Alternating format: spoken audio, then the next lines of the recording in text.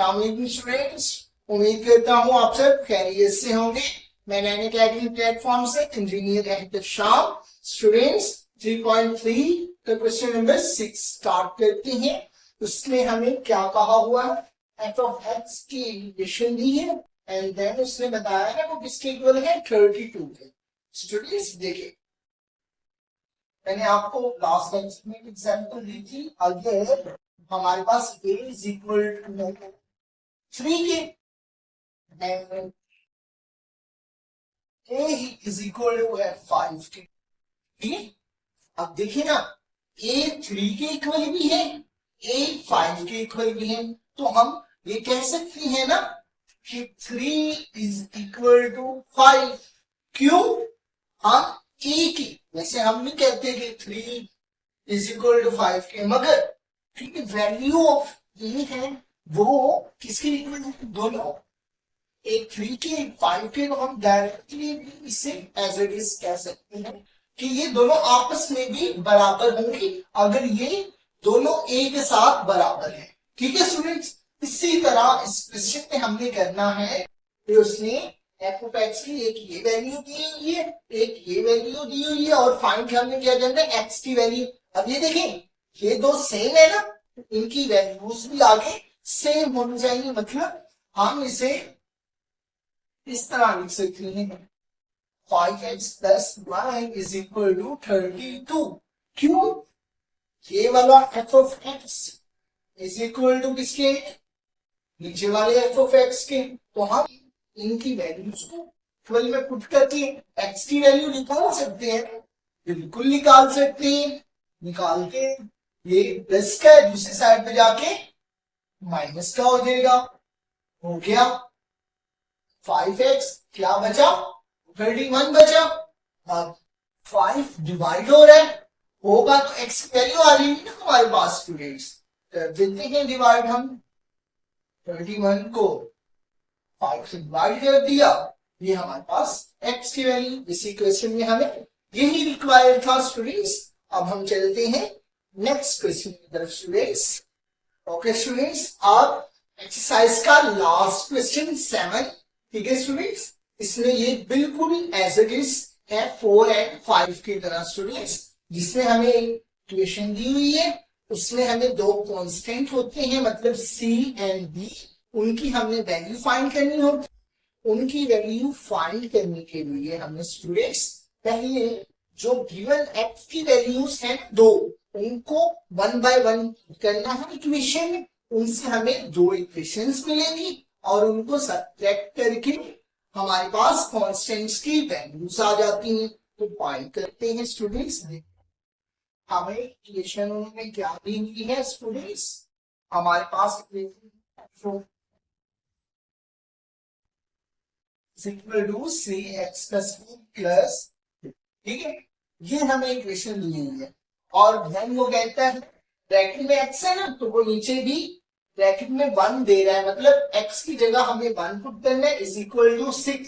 हम ये जानते हैं ना, इसकी जगह हम क्या लिख सकते हैं, इस इक्वेशन को भाई लिखते हैं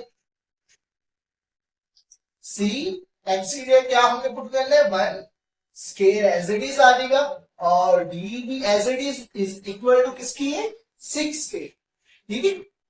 मतलब ये जो हमारे पास इन्होंने दिया होता है ना, इसमें वैल्यूज पुट करनी है। ये हमें पता है इसके इक्वल है, इसे इसकी जगह लिख देंगे और एक्स की जगह 1 लिख देंगे, हमारे पास ये बन जाएगा स्टूडेंट्स। बहुत सिंपल है, ठीक है। अब 1 का स्क्वायर 1 नहीं होता है, ये c plus b is equal to 6 आ जाएगा। ये हमारे पास इक्वेशन नंबर 1। क्यों? 1 का स्क्वायर 1 हो गया और 1 तो हमेशा c के साथ मतलब होता ही है, ठीक है स्टूडेंट्स। अब x की हम सेकंड वैल्यू पुट करेंगे, इक्वेशन हम एज इट इज दोबारा राइट करेंगे, ठीक है। फैक्टरिंग होता है लिखने का स्टूडेंट्स, ठीक है, लिख लिया। अब सेकंड एक्स की वैल्यू क्या है हमारे पास, -2 जो दी है, और इस इक्वेशन किसके इक्वल, ठीक है स्टूडेंट्स। तो c -2 है students, 2 plus 3 is equal to कर लिया। अब पावर हमारे पास इवन है, तो जब पावर इवन होती है तो वो नेगेटिव को पॉजिटिव में कन्वर्ट करती है, ठीक है। और इसका स्केल क्या आएगा, 4 plus d is equal to 10, 4c plus d is equal to 10, ठीक है। ये हमारे पास इक्वेशन नंबर 2 आ अब यहाँ पर देखिए एक बी यहाँ पर, एक बी यहाँ पर है, दोनों पॉजिटिव है, तो हम इन्हें सब्ट्रैक्ट करेंगे और हमारे पास क्या कहते हैं, वैल्यू ऑफ सी आ जाएगी। क्या कहेंगे, सब्ट्रैक्ट इक्वेशन 2, ओके। क्या है हमारे पास इक्वेशन में, c plus d is equal to 6 and second क्या है 4c plus d is equal to है, सबके साथ प्लस है स्टूडेंट्स, तो जब हम सब्ट्रैक्ट करते हैं तो माइनस आ जाता है, आ गया माइनस, ठीक है। ये डी से डी तो कैंसिल हो गया, अब ये प्लस का ये माइनस का माइनस होंगे, 4c में से 1c निकला 3c।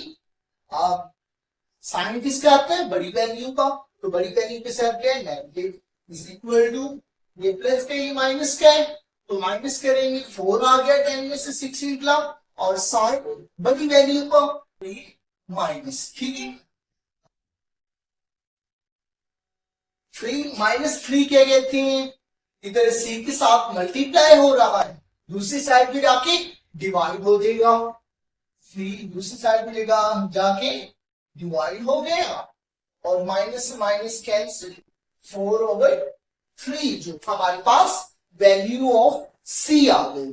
अब सेकंड वैल्यू हम किस तरह फाइंड करते हैं, कोई भी इक्वेशन पकड़ लेते हैं, दो जो इक्वेशन हमने बनानी है उनमें सी की वैल्यू पुट करेंगे तो डी की वैल्यू एज इट इज आ जाएगी हमारे पास, ठीक है। हम क्या लेंगे, value of c put in equation 1, okay. Equation 1 हमारे पास क्या है, c plus d is equal to 6, ठीक है। हमारे पास c की वैल्यू है तो हम c की वैल्यू पुट की 4/3 plus d is equal to 6, 4/3 positive के दूसरी साइड पे जाके नेगेटिव का हो जाएगा।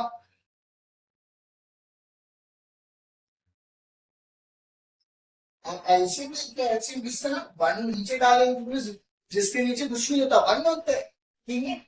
एलसीएम में हम क्या करते हैं, दोनों को जो नीचे होते हैं इनको आपस में मल्टीप्लाई कर देते हैं, मल्टीप्लाई कर दिया एंड क्रॉस मल्टीप्लाई, इसको 4 के साथ करेंगे, इसको 3 के साथ, ठीक है। इसको जब 4 के साथ मल्टीप्लाई किया 4 ही रहा, माइनस एज इट इज। अब 3 को 6 के साथ हमने मल्टीप्लाई किया तो हमारे पास क्या आया, 18,